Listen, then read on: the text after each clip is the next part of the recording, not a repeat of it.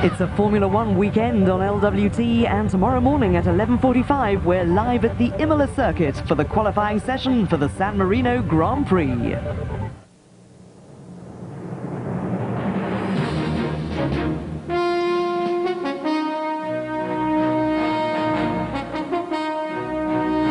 From ITN, News at 10 with Trevor McDonald. IRA threat sparks security clampdown for election day. Major's fury as the pensions row rumbles on. Not at home, the financier in the co-op takeover battle. And an unwelcome payback for the inventor of the double yellow line. Good evening. The government issued contingency plans today to protect next Thursday's election from the threat of IRA disruption. After another day of bombs and bomb threats and more chaos on the roads, the Home Office sent guidelines to returning officers around the country.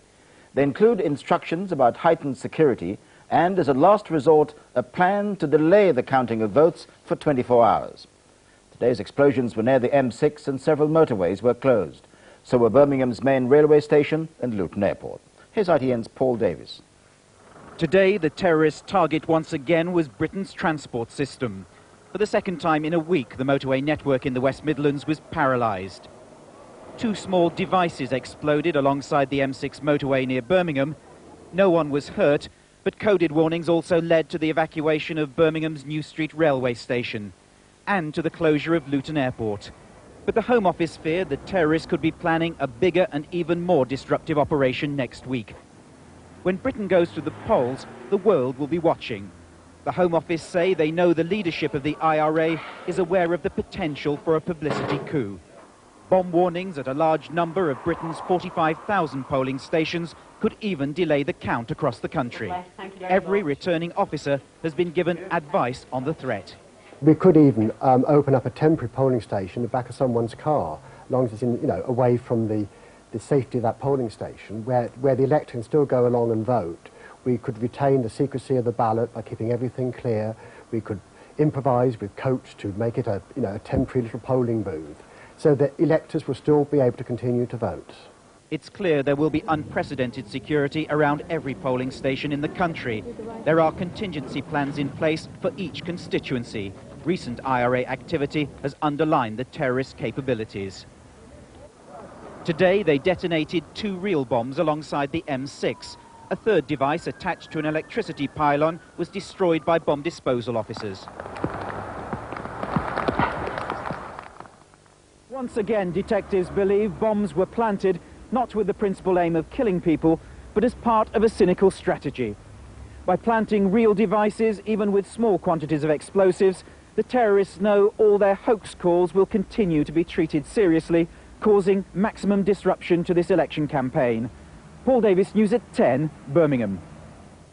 In the campaign itself today, John Major showed his continued anger at Labour's claims that the state pension isn't safe in Conservative hands.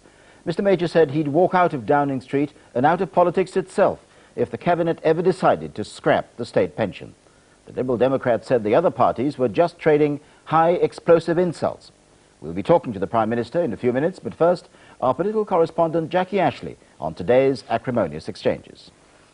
John Major was making it clear to pensioners in Essex today that he has no intention of abolishing the state pension. Labour's claim that he would was, he said, absolutely contemptible. Not in the hot blood of argument, but as part of a coldly calculated campaign, they repeat this unscrupulous untruth in order to frighten people. Becoming increasingly exasperated with the line of questioning, he spelt out what he'd do if ever his cabinet tried to do that. I would not only leave Downing Street, I would leave politics, and I would call a general election. Tory spin doctors went into overdrive to clarify their plans for pensions called Pension Plus. The state pension will be protected, but the government would pay into private pension schemes for young people. But Labour point to documents published when the government launched Pension Plus, which said it might be possible to bring older people into the scheme at a later date, if public finances permitted. But weren't they just scaremongering, Labour were asked. No government would ever think of abolishing a state pension, albeit delivered in an entirely different way. Michael, I think you've misunderstood what the government are saying. They are abolishing the basic state pension. They are abolishing it. They are replacing it with a different delivery system. Yes, I'm just saying this. They are abolishing the basic state pension. Pressed repeatedly, Mr Blair refused to say whether he disapproved of Labour canvassers on the doorstep trying to frighten the elderly by saying their pension might be taken away. Paddy Ashdown, also bidding for the elderly vote, said Labour and the Tories were trying to see who could make the flesh creep most. Instead of this exchange of high explosive insults and competitive scaremongering that we're getting, why not let them do what we're trying to do, which is concentrate on what they would do to improve pensions and to improve the lot of elderly people in our society. This pensions row has been by far the most bitter of the campaign, and tonight there was no let-up. Michael Heseltine accused Tony Blair of putting his personal integrity behind something he knew wasn't true. Gordon Brown wrote to John Major saying he still had plenty of questions to answer. Jackie Ashley, News at 10, Westminster. The three main party leaders were again out on the campaign trail today. Mr Major was mobbed in London's East End, Mr Blair was chaired in Folkestone, and Mr Ashdown was in Dorset and Hampshire. Our political correspondent Hugh Pym reports. John Major was greeted by a sometimes over-enthusiastic crowd in East London. At times his security team looked worried, although he later told reporters this was his best day of campaigning so far. Where's Norma, he asked. She'd retreated from the crush to the battle bus. Hello. And later the Prime Minister found some more room for manoeuvre. And there were plenty of young Lib Dems for Paddy Ashdown to meet on his visit to Dorset and Hampshire. And these are all budding Liberal Democrats, is that right? Is that right? You're going to be Prime Minister? You are? Very good. You'll do a better job than the present one. Right, Ruth, this is for serious. That was just practice, wasn't it? He wouldn't have been quite so pleased with his performance at the table tennis table. The cameras put him off, he said. The Blairs, meanwhile, were further along the south coast. Very nice to see you, Derek. Hello. Very good to see you. They were watching a harbour control operation at work. But earlier, that chicken had reappeared. Where's the man for the harbour? Much to the irritation of Labour Party staff, who did their best to hold it at bay. Before the police intervened, the chicken bundled into a patrol car as the Labour leader passed by at a safe distance in a motor launch. Hugh Pym, News at 10. And so a week today we should know how the country has voted. Until then, the focus stays on the opinion polls. There have been 9 this week, and they suggest a further small narrowing of Labour's lead. With the details, here's ITN's Joe Andrews. With less than a week to go, what nearly all the polls suggest is a drop in Labour's lead, with one putting no more than 5 points between Labour and the Tories. But taken overall, the polls still suggest that Labour is ahead by a substantial margin. There have been 9 polls this week. On average, they put Labour at around 47%, the Conservatives on 31% and the Liberal Democrats on 14%. The average Labour lead has narrowed over this campaign. It's now at 16 points, down from 21 points 3 weeks ago. Some think that may still overestimate Labour's position. The problem is that a number of people, and perhaps it's an increasing portion of the population, will not speak to the pollsters. And if their attitudes differ from those of the people who will, then the election result could yet take everyone by surprise. The results from each polling organisation are also much more volatile. In 1987, the polls swung between a 4 and 14-point Tory lead, a 10-point difference. At the last election, the polls recorded anything between a 5-point Tory lead and a 7-point Labour lead, a 12-point difference. This time there's a 22% difference with anything between a 5 and 27% Labour lead. Well, we all know the polls got it wrong last time. Each one of them has tried to develop their own system of getting it right this time, and those differences are becoming very apparent in the polls that are being published. But the truth is that within 7 days or so we will discover which one of them is right, and the one who does will have the prize, the rest will have egg on their face.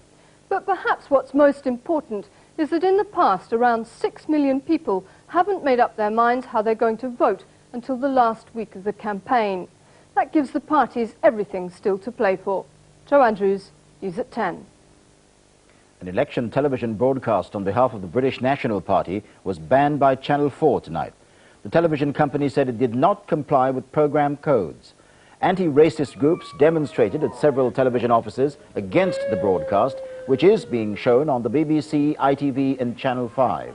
They were protesting because the party calls for the repatriation of ethnic minorities. The Education Secretary Gillian Shepherd was criticised while campaigning at a conference of secondary head teachers in Torquay. Her promise to make it simpler for schools to become fully selective was described as arrant nonsense by the conference president. And the Deputy Labour leader John Prescott displayed unexpected campaigning skills today. He played an impromptu game of football with a young boy in South Ayrshire. Tonight, the last of our live interviews with the main party leaders, and it's John Major. He's in Downing Street now, and with him, our political editor, Michael Brunson. Prime Minister, at this time in the last election, Neil Kinnock admitted that he knew he had lost. Do you know where you are at the moment? Do you know whether you have won or lost? Do you know whether you are ahead or behind? I don't think anyone knows for certain, to be frank. There are two elections being fought. There's the one reads in the newspapers and hears on the media. And then there's what one is finding on the doorstep. And on the doorstep, it seemed very similar to 1992. There are regional variations. In some areas, I think we're doing sharply better than 1992. But broadly, at the moment, it seems pretty much the same. The one difference is I think there are rather more people undecided. But you don't make any claim at the moment to be ahead. I don't know who's ahead at the moment. I make no assertion that we're behind either. I think at the moment there are a lot of people still to make up their mind, and I think if they were going to vote for our opponents, I think they would have made up their mind. I remember that we spoke after the Wirral South by-election, and you said, wake up, Britain, because if something doesn't change, we're going to have a Labour government. Do you now concede that there is still, 7 days from now, the possibility of a Labour government? I think things are changing. I mean, one only has to go out on the doorstep and you can actually feel the change. What I can't be certain of is how far it has changed and how much further it is going to change. But that there is a change, and there has been for some days, I think is now beyond doubt. But you're still prepared to say there could be a Labour government 7 days from now? There could self-evidently be a Labour government 7 days from now. I think people should be aware of what that would mean. I'd like them to be aware of that. If they really wish to change the buoyant economic circumstances that we have at the moment, then voting Labour would certainly do it. So my message to people is, don't sit this election out. There's a very great deal at stake. If you want more choice in education, if you want to enshrine and make sure the welfare state's there for the future, if you want to keep low mortgage rates, low inflation and low interest rates, then stick with the government, because that is what we're delivering. And as a result, we have the most buoyant and promising economic circumstances that we have seen for a very long time. Now, you've identified Europe as the #1 issue in this campaign. It certainly is coming up on the doorsteps, as I've found out for myself. But people are coupling it with saying, Europe, yes, I'm very dissatisfied over the whole problem of more power from Brussels, as they put it, but I'm equally dissatisfied with the complete lack of leadership that the Prime Minister has shown and the splits in his party. Well, there are two elements. That's perfectly true. The first element is whether or not there should be a federal Europe. By a federal Europe, I mean more powers over employment, social affairs, actually being handed to Brussels. Complete unanimity in the Conservative Party about that. We will not go down the route to a federal Europe. We simply will not do it. There's a feeling out there in the country that this country is being dragged inexorably too far into Europe, further than is good for this country's self-interest. I share that view, and I don't propose to go in that direction. The Labour Party and the Liberal Democratic Party would. The second issue is the much later issue of whether or not we should join a single currency. Yeah. Now, in that, there are divisions in my party, that is true. Equally, there are divisions in the Labour Party. Well, nothing like the same extent. Oh, no, but with respect, Michael, I'm not sure that's true. They've just had a pamphlet published a few weeks ago with 50 of their candidates openly saying that they are opposed to a single currency. 50. But that's 50 who actually put their name to a pamphlet. Yes, but can at the you moment, the Labour Party before? are actually keeping quiet on this serious debate. We are at least having a mature debate in the Conservative Party on the most important monetary issue that any parliament and any government has had to face for generations. But, Prime Minister, can you recall an occasion when a political party has gone to the country with a third of its candidates in defiance of official policy within the party? I think if you look at this very election, does one seriously think that the Labour candidates are in favour of what the Labour leadership says on privatisation? Of course they are not. At the moment, nobody knows, as far as a single currency is concerned, who will enter it, when it will begin, what the circumstances will be, what the conditions will be, or what I will be able to negotiate. Now, it is at that stage that we will make a decision. But it won't be the government that make the final decision. even if at that stage it was decided it was right to go in, and then Parliament decided it was right, there would be a referendum of every adult in the country on the specific question of whether we should go into a single currency. Right. I think this is of such importance. It would mean such a change to what happens in this country that this is not a decision that the government should make. It's a decision that should be put specifically to the people in a referendum. All right, and let's if move on if we ever got to that, it would be. Let's move on, if we may, quickly to just one other point, the pensions row that's been going on. Do you not accept that part of the responsibility for this is putting out a highly complicated scheme so close to an election that people simply can't get their brains round the full detail, and that therefore there is a legitimate concern among people to say, look, I don't understand, this is much too complicated, the chances are this is a pig in a poke?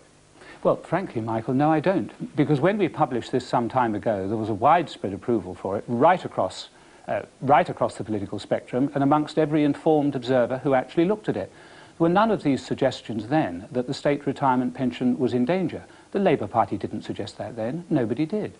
This is part of a carefully prepared, carefully calculated programme in order to frighten people this side of the election into believing that the state retirement pension is at risk. Now, I say two things to you, Michael, categorically. The first is the state retirement pension is not at risk, not now, not tomorrow, not in 10 years' time, not in 40 years' time.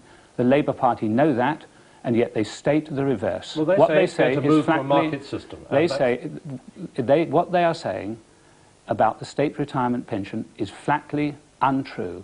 Everybody who has examined our plans knows that what we are doing is making sure that the pensions will be there in the future and at a higher level than now, not abolition. And they know that is the case. What they say is untrue. Prime Minister, thank you very much. Thank you. Still to come on News at 10 tonight.